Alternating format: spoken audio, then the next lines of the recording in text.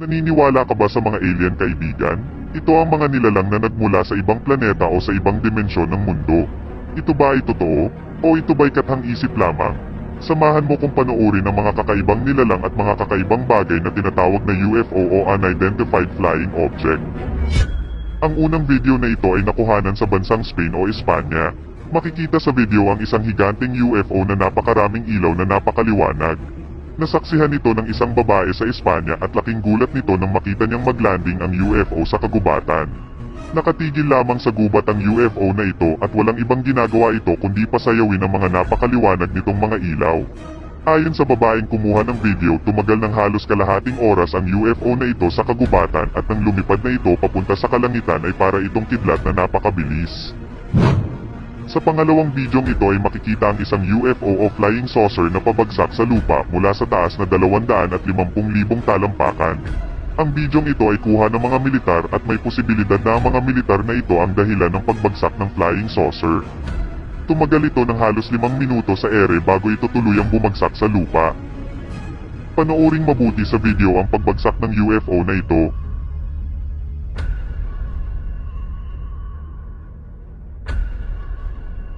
Nang tuluyang bumagsak sa lupa ang flying saucer ay pinuntahan ito ng mga militar upang suriin.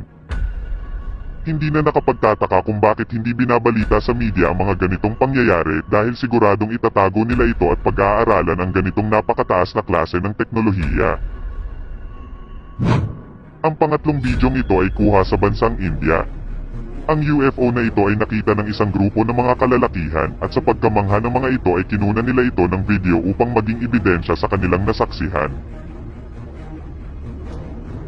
Makikita sa video ang UFO na paikot-ikot lamang sa lugar at tila may hinahanap ito.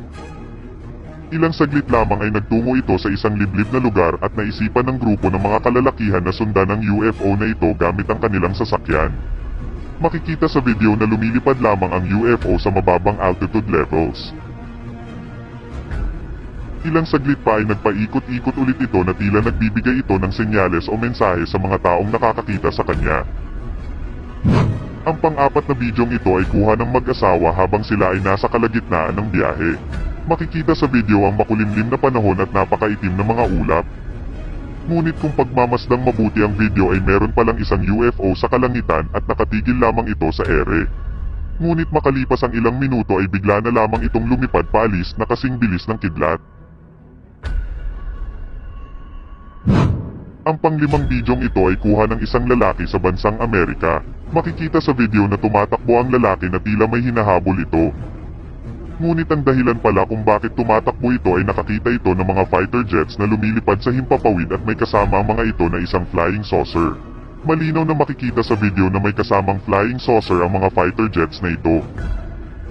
Ito ang isa sa mga dahilan kung bakit marami ang nagsasabi na ang gobyerno ng Amerika ay may koneksyon sa mga alien. Ano ang masasabi mo, kaibigan? Maaaring mag-iwan ka na lang ng iyong komento sa ibaba para sa magandang usapan.